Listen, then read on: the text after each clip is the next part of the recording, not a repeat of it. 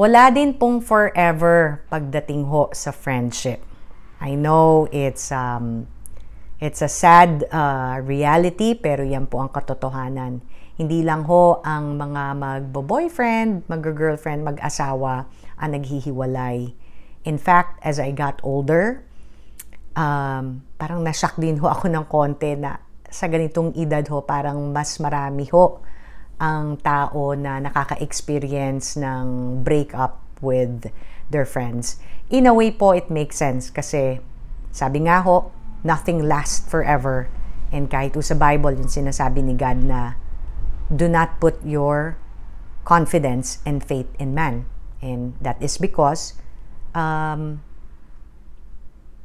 tao lang tayo. But today, I will talk about 5 reasons kung bakit po nauuwi sa hiwalayan or breakup ang isang friendship. You can also say na ito po ang 5 sign na papunta na ho sa hiwalayan ang inyong friendship. But before that, kayo ho ba? Nakaka-relate ho ba? Naka-experience ho ba kayo ng hiwalayan or breakup sa inyong mga kaibigan? And I'm not talking about yung mga acquaintances lang po sa opisina or sa trabaho, pero yung actual po na mga kaibigan na long term. We're talking about 10, 15, 20, 25, 30 years of friendship. So, I will talk about 5 reasons or sign ng hiwalayan ng pagkakaibigan. Okay? Reason number 1, yung tinatawag na all of a sudden, you no longer have anything in common.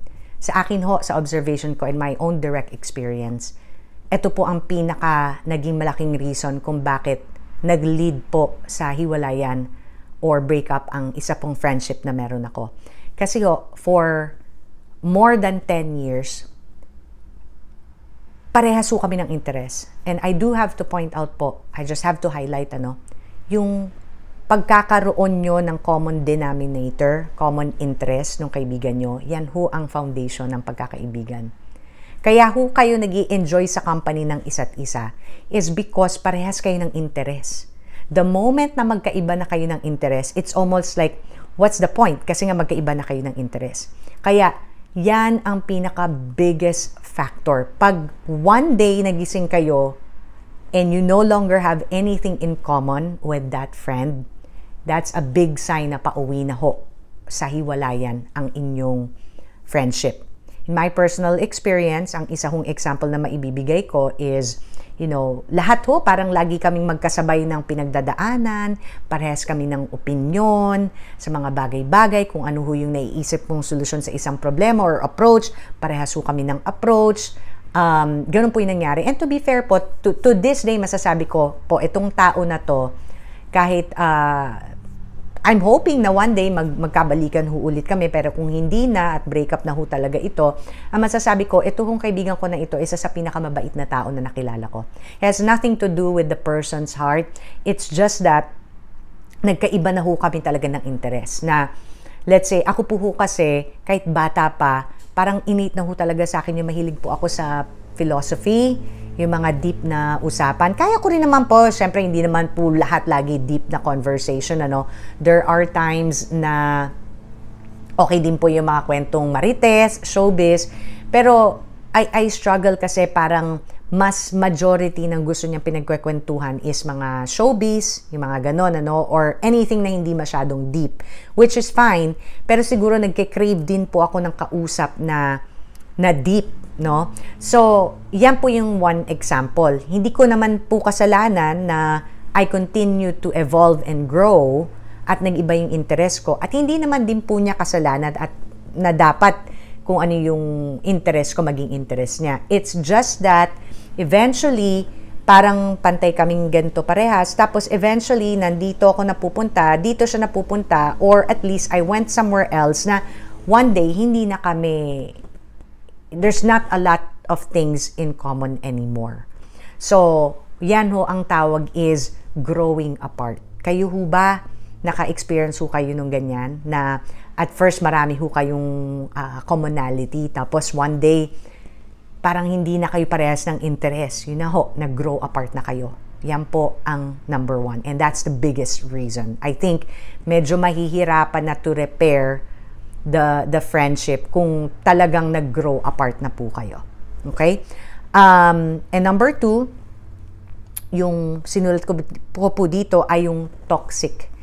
So, yung isang experience ko po dito sa isang naging kaibigan ko na mas bata sa akin siguro ng mga 8 years, ano. We were friends for probably 13 years. Actually, I didn't really start complaining about the toxicity hanggang dun na po sa end. Kasi nung una parang natotolerate ko po kasi parang big sister po yung naging role ko. Yung gusto ko talaga siyang tulungan. Galing ho kasi siya sa dysfunctional family. Ang main point ho dito is for the last 13 years, lagi ho ang problema niya love life. Puro boyfriend. I was like buying her books, on like basta psychology, philosophy, Christian, biblical teaching, lahat ng suporta, minsan ko ano yung mga quotes, ano yung mga teachings na tinetext ko sa kanya, always trying to encourage her, na mag-improve sa buhay niya. And yung approach ko, yung pag-advise ko sa kanya, syempre, nung, 13 years ago, 10 years ago, no, mas softer pa yung approach ko. Kaso nag-40 na nga ho ako. 2 years ago. So, I find that parang napapansin ko na, teka, parang tagal na natin magkaibigan, at least siguro 10-year mark, 10 taon na, ito pa rin ang problema mo. 'Di ba? Syempre ho, sa isang friendship, importante ho na meron ho kayong you get value out of it, not in a material way, no? Pero yung value na ibig sabihin ko, hindi ba ang sarap pag may kaibigan kayo na parehas kayong natututo sa isa't isa? Na hindi lang every time nag-uusap kayo, puro love life problems po ang pinag-uusapan. Yun na lang po ng yun, no? Or siguro po kayo, may iba kayong example na basta pag ang encounter nyo is puro negative na lang, puro toxic na lang. Wala na ho yung element na wow, yung halimbawa pagkatapos yung nagkita magkaibigan, you can say after you left and said goodbye to each other, nagkahiwalay na kayo, no? After spending that with person, you can say na, wow, I learned something today. Dami ako natutunan, madaming tips na binigay sa akin si Jennifer today, Or I feel lighter. I feel so much happier, connecting with my friend and catching up with my friend. So, pag dumating ho sa point na parang yung contact nyo with your friend is always problematic, always toxic, yan na ho ang magpupush sa friendship nyo na mag-break up. Number 3, taking advantage, using you for your material things and for your money. I think lalo ito mas siguro mas common to doon sa yung mga mayayaman siguro, no? I can only imagine. Siguro hindi naman kailangan laging mayaman, pero I'm just giving out an example na siguro mas problema to doon sa mga may pera, may power, popular, na people become friends habang meron silang makukuha sa'yo, either in a form of like pera or material gain or yung mga connection sa trabaho, pero the moment na hindi mo na ma-provide itong mga bagay na ito, all of a sudden nawawala na sila. Common to sa mga di ba, mga showbiz, mga politicians na kapag wala na silang kailangan sa iyo, nawawala na sila. Ngayon sa mga katulad naman natin na non-showbiz, no, hindi tayo politiko, I think na-experience din natin to yung may tinatawag na mga user ho, yung talagang they only come around pag meron silang kailangan lang, if they just need to talk to you or let's say may kailangan silang hiramin, pero pag wala na silang kailangan sa'yo, you don't hear from them anymore. So, yan ang isa sa mga quality ng isang kaibigan na pag ganyan ng ganyan, hindi talaga maglalas. It's not gonna be a long-lasting friendship. Okay po? So, ang number 4, ito po, kakarelate ako dito. Yung naging one-way street na lang po yung effort. Na tipong kung hindi na po kayo magte-text at hindi na po kayo tatawag, you won't hear from this person. Yan ho ang naging tampo ko or, problema with my one friendship of 17 years, 18 years. Kung hindi na po ako magte-text, hindi na po nangangamusta. And sometimes, what's sad, parang sa Facebook na lang kayo magkaibigan. Na magla-like, magko-comment, magha-heart, pero this person will not actually text you personally, directly to say, "Oy, kamusta ka na, friend? Okay ka ba? Kamusta ang buhay?" You know? Or at least, pick up the phone and call. In my case, parang ang biggest tampo ko is I felt like, and marami hong instances, hindi lang ho isang beses ha, na siguro kung 3 times pong nangyari na buwan na yung lumipas, kung hindi po ako nag-e-effort, hindi na rin po nag-e-effort itong tao. Pero kasi ako, syempre, binavalue ko yung friendship, binavalue ko yung pinagsamahan. Ayoko naman pong itapon lang. Kaya, at least 3 attempts na, or 3 times I did this na nag-give in ako. And ako na yung who made the first move. Kaya parang natutuloy-tuloy. And then, ayun po, until such time na na-realize ko na lang na, ay, nabot na ng 1 year, di na tayo nag-usap. Pero at first, nagla-like sa Facebook, and sabi ko, parang nakakatampo naman to na, parang sa Facebook na lang ba tayo magkakilala? Parang what happened to directly messaging me or calling me? So, doon ko sabi ko sa sarili ko, sige, wag mo nang i-message and let's see. Tapos yun, nabot na ho ng 1 year, na-prove ko, totoo ho talaga, na one-way street na yung relationship. So, that's another big reason kung bakit nagbe-break up ang isang friendship. It's a give and take relationship. It's a relationship. It's a two-way thing. Kailangan parehas ho kayo naglalagay ng pagmamahal doon sa friendship bank nyo. In anything and everything, kahit ho sa customer, di ba? Pag yung customer hindi na-feel na tinatrato ko siya ng maganda, pag halimbawa sa marriage nyo, sa relationship niyo with your husband or your wife, pag nag-stop din kayo mag-effort, kumbaga sa halaman, niyo dinidiligan, mamamatay yung friendship. Okay?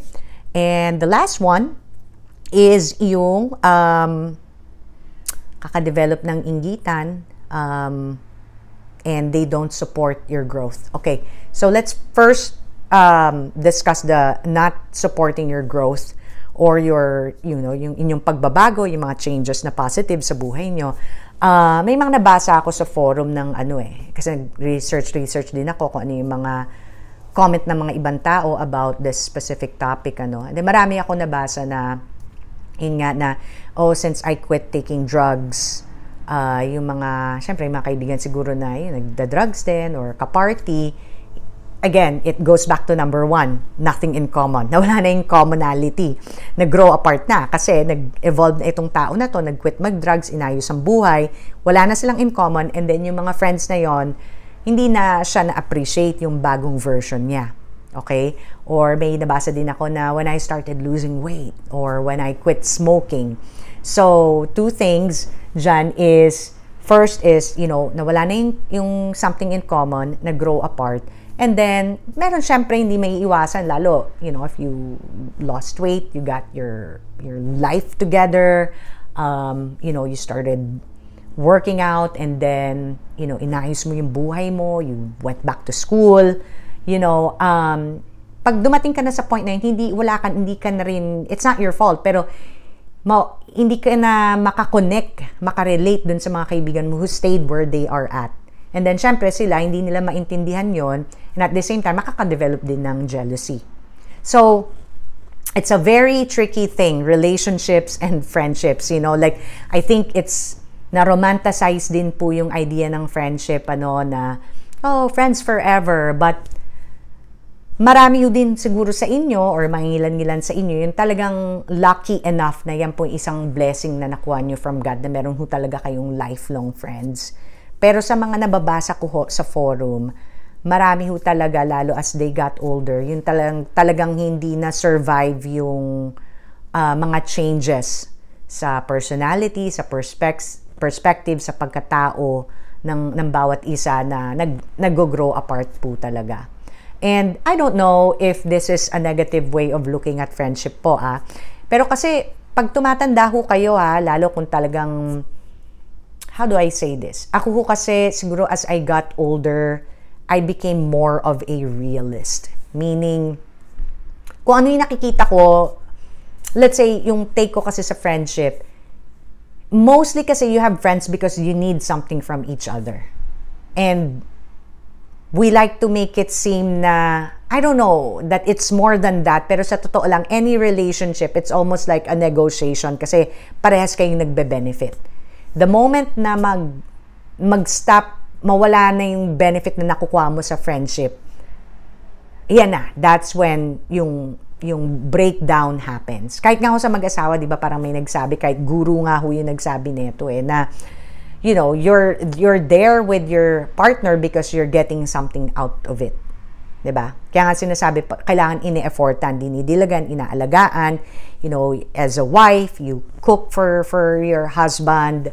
You know, you're there to listen, to be a supportive partner, and then your husband is there to protect the family, to provide for the family. And then the moment na isa sa inyo nag-stop na i-perform yung task nyo sa isa't isa, the other person will start feeling na wala nang benefit na nakukuha sa relationship.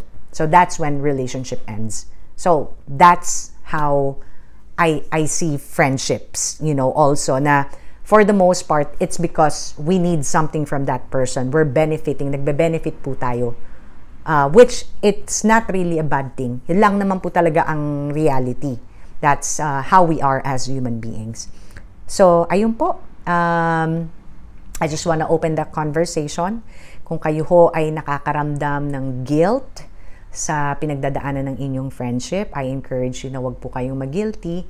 Basta lang ho, wala na hong sisihan. Ang importante ho, magpasalamat sa time na binigay ng Diyos. Kung inabot yan ng 5 years, 7 years, 8 years, 10 years, ipagpasalamat na lang natin na inilagay ni God tayo sa isa't isa to help each other out during that time period. Pero there is a time for everything. Sa Bible ho, di ba? So, ganun din ho sa friendship. So, let's focus and be grateful on the times and hopefully para hindi tayo makadevelop ng bitterness or resentment sa mga tao na hindi na natin friend ngayon. Let's focus on the positive. Kung yung mga good moments na natulungan po nila tayo, they were there for us.